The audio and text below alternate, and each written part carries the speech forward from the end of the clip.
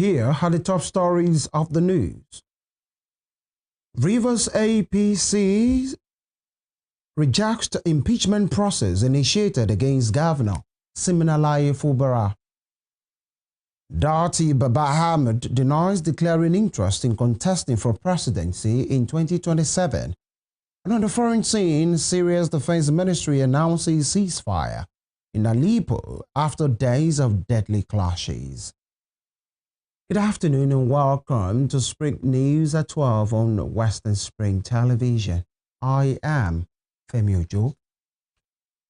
The Rivers State chapter of the All Progressives Congress APC has rejected the impeachment process initiated by the Rivers State House of Assembly against Governor Siminalayi Fubara and his deputy Ngozi Odu, describing the move as destabilizing and unnecessary.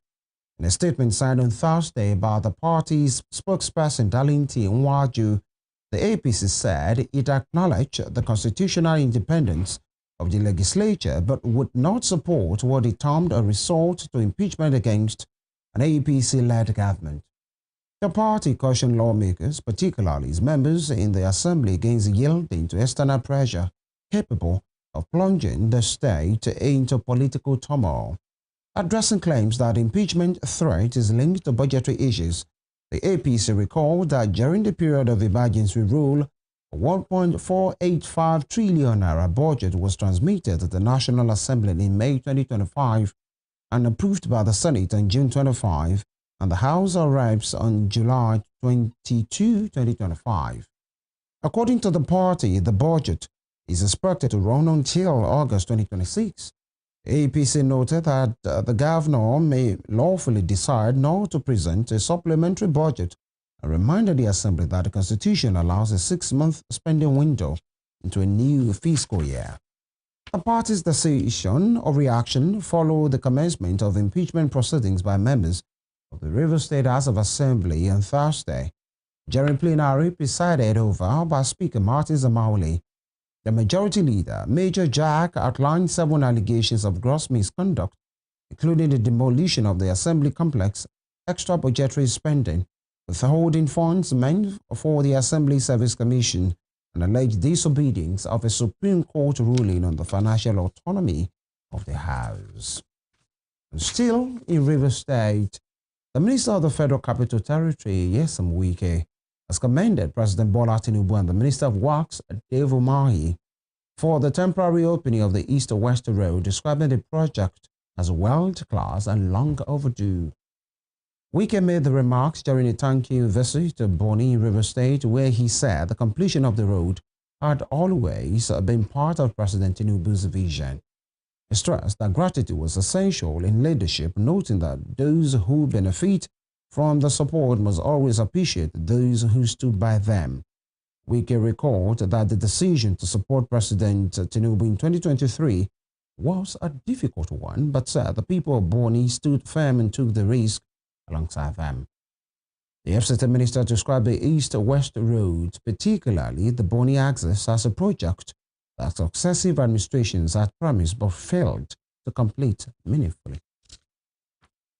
One thing I've always told people, we never had any written agreement with the president. The only agreement I can say is that he told us, go and support us.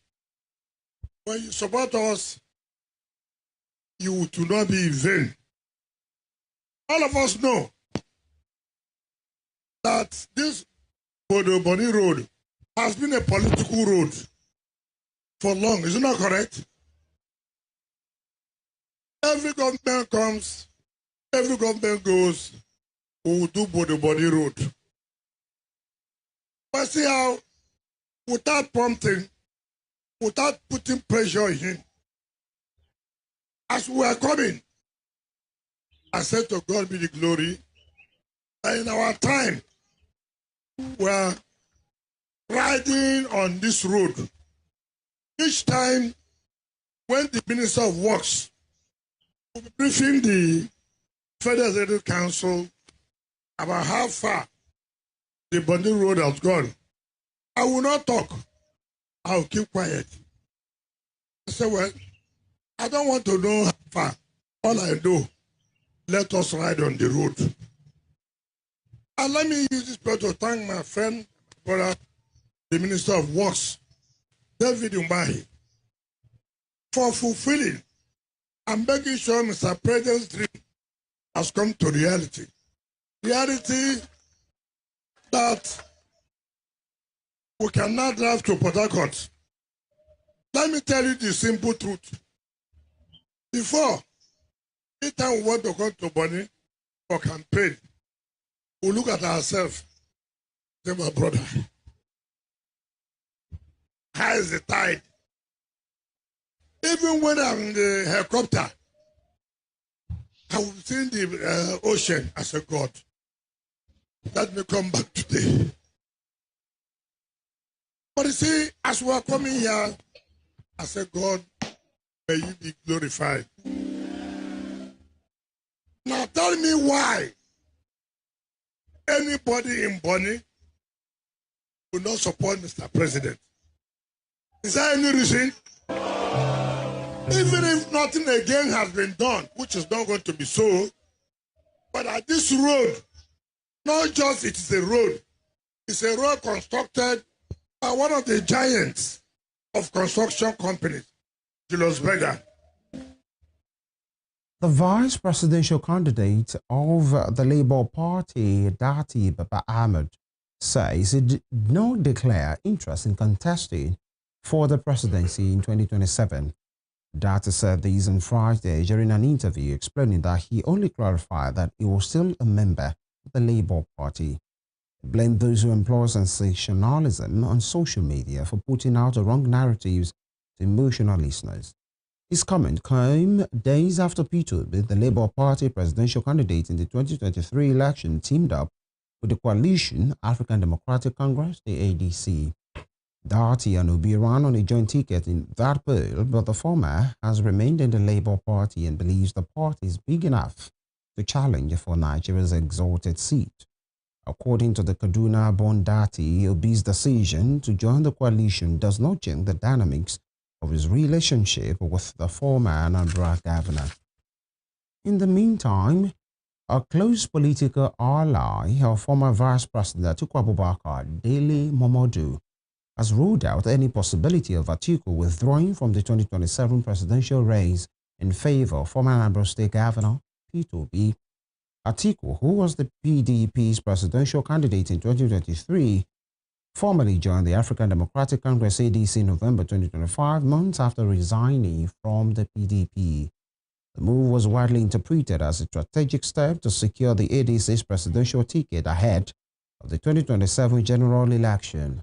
Last week, Obi, who finished third in the 2023 presidential election behind Atiku, and the eventual winner, President Bola Tinubu, also defected from the Labour Party to the ADC. In recent days, speculation had gained traction that Atiku might step aside for Obi based on an alleged understanding that Obi would serve a single 4-year term and hand over to Atiku in 2031. The rumor, however, has been firmly dismissed by Momodu, who insisted that Atiku has no reason to abandon the race. In other news, former Chief of Army Staff Tukur Buratai has filed a $1 billion defamation suit against another retired senior military officer, Ali Kefi, before the Federal High Court sitting in Kaduna State. The suit, instituted on Thursday at the Kaduna Judicial Division of the High Court, accuses Ali Kefi of making and circulating false, malicious, and defamatory statements allegedly linking Buratai to terrorism financing, Boko Haram suspect, and the illegal release and concealment of terror suspect. According to court document, Ali Kefi alleges that the defendant granted interviews in 2025 in which he insinuated that Buratai had links to terror suspects and financiers and was involved in conspiracies to cover up terrorism-related activities during his tenure as Chief of Army Staff. Buratai further contends that the publications were widely circulated online and on social media platforms, including Facebook, X, WhatsApp, and Instagram, thereby giving the allegations both national and international reach. In his statement of claim, the former Army chief described the allegations as entirely false stressing that he has never been investigated, indicted, or convicted for terrorism financing, or any related offense. And here in Osun State, investors at the Osogbo Industrial Development Center, IDC, in Ayekpe area of the state have called for swift government intervention amid the ongoing power crisis that has crippled industrialization at the federal government facility. The investors also urged the Ibadan Electricity Distribution Company, IBDC, to avail the Osogbo IDC 18-house daily power supply. Obi Sanusi has Monday. February 1976, on a 70-hectare expanse, the Osogbo Industrial Development Center was born from a partnership between the federal government and the United Nations Industrial Development Organization and the United Nations Development Program. Its mission was clear: to foster technical growth and provide critical support for small and medium-scale enterprises across the nation. Today, however, this vision, shared by 30 similar centers nationwide, stands in jeopardy. These centers, envisioned as the bedrock of a homegrown industrial revolution, have become largely inactive, representing loss of decades and a missed opportunity to build self-sustaining industrial base that could have powered Nigeria's economic advancement. Despite being transferred to the Small and Medium Enterprises Development Agency of Nigeria, SMEDAN, in 2011 for revitalization, progress has been slow. The Osogbo IDC embodies this struggle too and now grapples with a debilitating power crisis that is stifling production and chasing away investment. Investors relying on heavy machinery like Bolaji Jegede, who assembles grinding machines and wheelbarrows, are bearing the brunt. Mr. Jegede reveals that he has been forced to run entirely on a generator since starting operations 4 months ago, a challenge that he says may drive investors away. Power is a big issue that we have now, and we are really appealing to government at all levels to work with the IBDC to ensure that we can get maximum power. Because there's no way we can really get return on investment when we don't have power, and we run diesel here. For the past 4 months, we've been running on diesel every day. It's huge, and that's one thing that we really need to solve. The story of paralysis continues elsewhere in the facility at Samuel Sanusi's modern automobile workshop, where modern-day technology is available to repair vehicles, and Monsurat's Ololade's leatherworks firm remained dormant, unable to commence business due to the unreliable electricity. Dr. Sanusi and his co-investors made a passionate appeal to government at all levels, calling for constant power to unlock their potential and operate effectively. But we can't really start. Like I mentioned the other time, the only time I've seen light here was 7 p.m., just once. And within 2 hours, the light went off. So it's not really encouraging.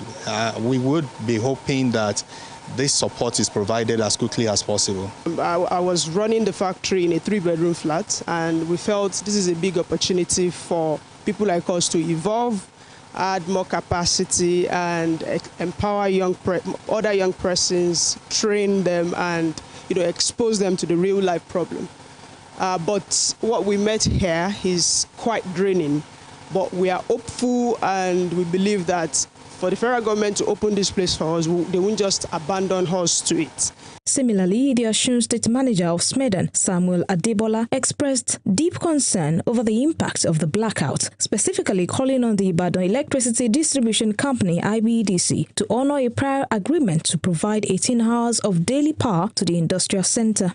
The duration of supplying us with light has been so erratic, and we've had several meetings with the management of IBDC. They gave us approval of 18 hours, which they communicated to us. But since that time, it has never been implemented. So we are appealing to them.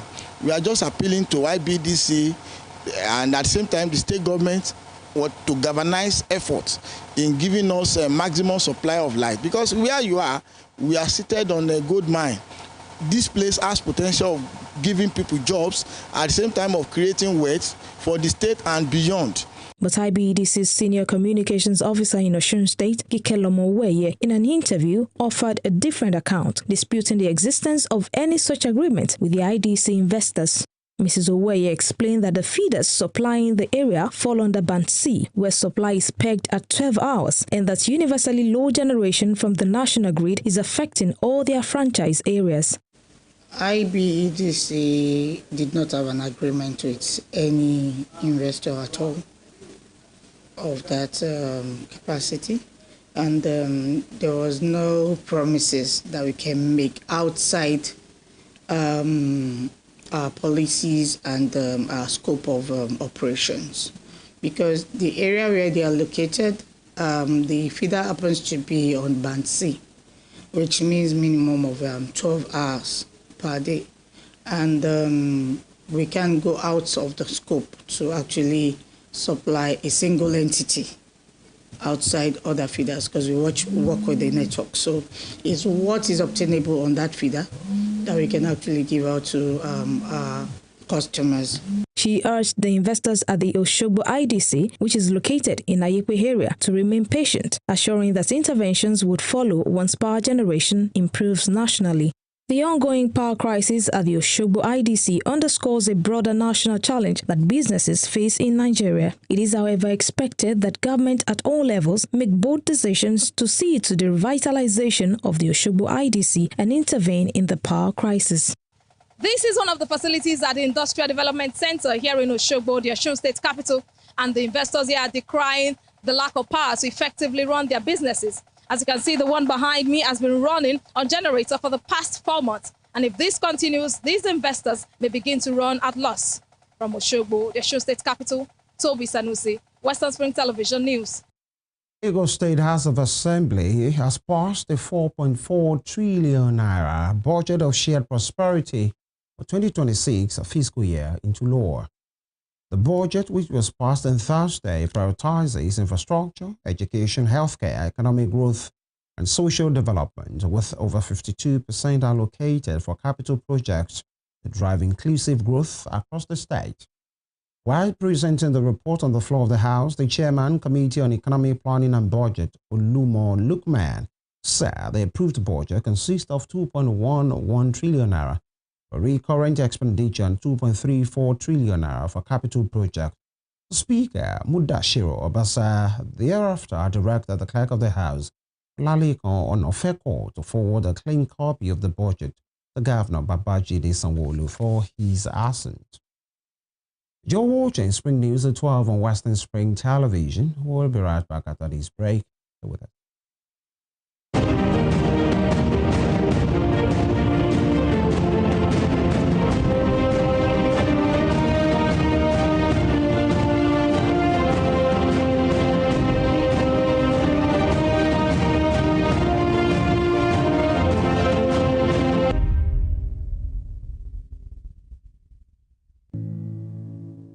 Up to 75% of human infectious diseases originates in animals.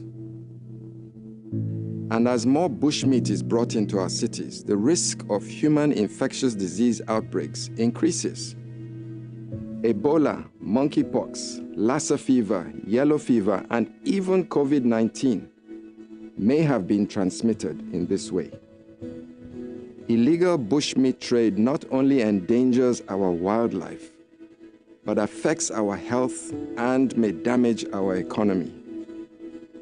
So please, say no to illegal bushmeat. Keep them wild and keep us safe.